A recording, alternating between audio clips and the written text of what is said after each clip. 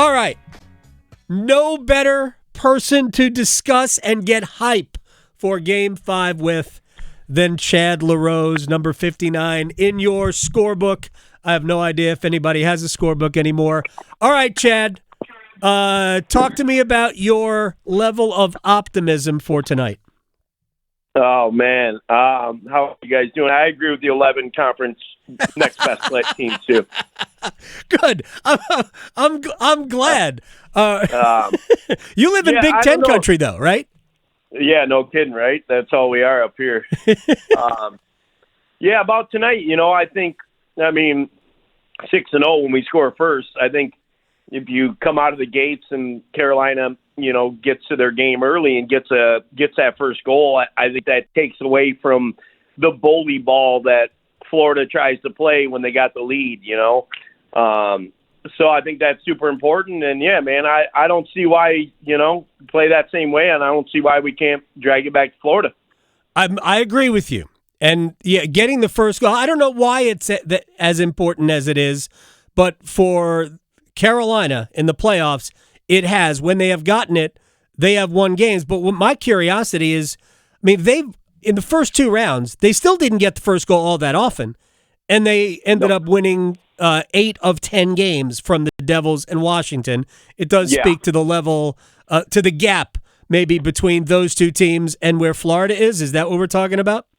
Yeah, I think, not only that, Florida's a different team because when they get the lead, they can play. If they feel like they can punch you in the head and slash you and cross-check you and talk dirty and be dirty on you and play dirty on you and all those things, they can do that when they have the lead because it's okay. If they take a penalty or something, when it's tied 0-0 or they're down by a goal, they're less to do those things because they don't want to go down 2 goals.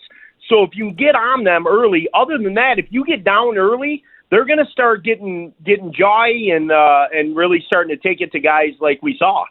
Yeah, they are very, very willing to do that. Did you notice early in Game 4 that Carolina seemed to be the first to initiate the post-whistle scrums? There was, I think, Orloff and Tkachuk. Yeah. And I guess if you do it first, you're unlikely to be whistled for a penalty.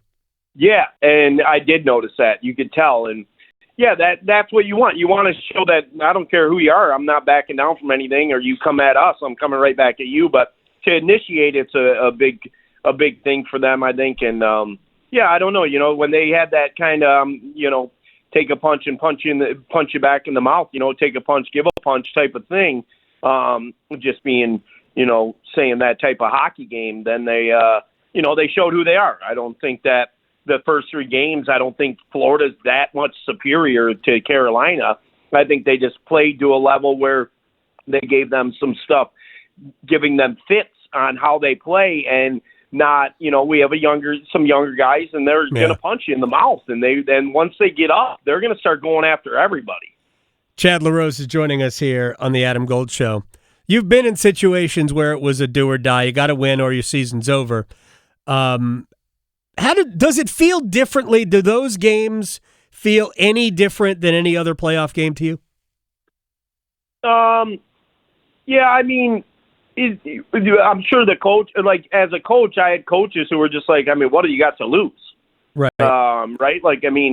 There's no tomorrow. You're playing, hopefully, 4 straight Game 7s. and so on the other end of it, the other team might be getting a little lax or something like that, and that's when they pounce, and as long as they play their game. But for feeling-wise, you're just hoping that it's, everybody's buying into what we got to do. Otherwise, you don't want guys selling the farm early or anything like that, or thinking that it's over and getting a bad bounce. And if Florida does score first, you're hoping that there's fight left, because sometimes you'll see teams, and I don't think Carolina's like this, but you'll see teams when they're down and their game's out and they're 3 games back and they get scored on first, you'll see some heads start dangling, and I don't think that'll happen tonight. But so I think you play it the same way, and then sometimes emotions change during that game of an elimination game. But for the start, and stuff like that in preparation, you're going through the exact same thing. Well, so take me inside the room whether it's Game 6 here against the Devils in '09 or up there, whatever it is, when you look around the room, what's the prevailing? What's the motivation? Is it to win a game, or is it like I want to be with these guys more? Like because if you lose, it's over and everybody scatters. Yeah, and I think that so the feeling for me and those guys, I believe, would be more or less like, I went to war all year with you. I've had your back all year. You've had my back all year. We've been a fantastic team all season long. There's no way that I'm going to let somebody take what I want to get to, my achievement, right? Right. And that the further exactly that too. Like, these are my guys. Like, I want to play more. I want to be around you guys more. And I think, I think Carolina going down 3-0, everybody was like, this isn't us. This isn't what we worked all year for, type of thing. And I think that's part of it, like everything you said, and being able to say, you know what, you're 3 wins away from going to a Stanley Cup final. I mean, there's no extra motivation you really need as opposed to letting a team like the motivation of, I'm going to let these guys walk to the Stanley Cup finals. I don't think so. Chad LaRose is joining us here on the Adam Gold Show. What have you seen from Logan Stankoven in this series, in these playoffs? Man, he's a guy who kind of does everything well, right? Like he's not flashy with how he skates and stuff, but he really gets the job done. His nose is for the puck. He seems like he's on the inside during those scrums and stuff. He's on the inside of the battle. I like his game a lot. He's strong on pucks. He makes really nice, quick little plays out of the corner. I've liked him. I thought it was a huge pickup as opposed to losing somebody for nothing. Yeah. I think he's going to be a Carolina Hurricane. I think he plays that style, a Hurricane type of style. I'm guessing Rod probably loves him. So, yeah, I like him a lot. Yeah, the only thing I don't like, and I love everything about his game, the only thing I don't like is that every question about Logan and almost every answer also includes some reference to the fact that he's 5'8". Everything. For a little guy, it's like everything. Yeah, that's funny. There are not a lot of big in little stature, but he plays like he's 6'1", so that's all you really got to worry about.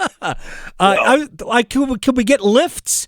Are there high heel skates that right? he could like Prince? Prince was a little guy, but he wore high heels on stage and he looked taller. It's been 10 years for me. I'm guessing they probably came up with something, but I can tell you when I was playing, they did not, because I was looking for all those things. Chad LaRose is joining us here on the Adam Gold Show.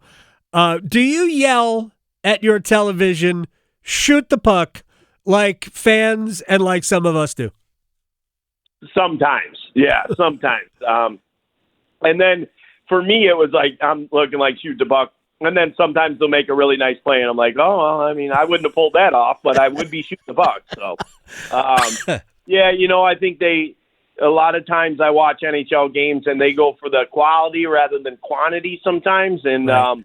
I'm more of a let's make them make a save and see what happens from there type of thing. There was a play in the game that I thought was a great example of why there's no such thing as a bad shot on goal. Andre comes down the right side, and he puts a backhand shot from a very tough angle, sharp angle. And the chances of that beating Sergei Bobrovsky probably aren't very good. But he has to make a save, and he puts it back out into the middle. And then Carolina gets 2 chances off of that. Isn't that an example of why you shoot the puck? Well, of course, right? Because I tell kids that I coach now, when you put the puck in the net, not only does he have to make a save, so here's the worst thing, right? He makes a save, and there's a rebound. Now, also, their whole entire defending team has to stare at the puck and see where that rebound goes. So now they're collapsing. The worst-case scenario, you shoot it, and the guys say, oh, he covered it, or you shot it into his glove, or you shot it into his chest. Now what? There's a face-off in the offensive zone 200 feet from my own net. So why would we not be putting stuff there? I tell these kids, because The only thing you don't want is you don't want to break them out and miss the net. But Right. other than that, it's never really a bad play, right? I think that's why Carolina shoots pucks so much.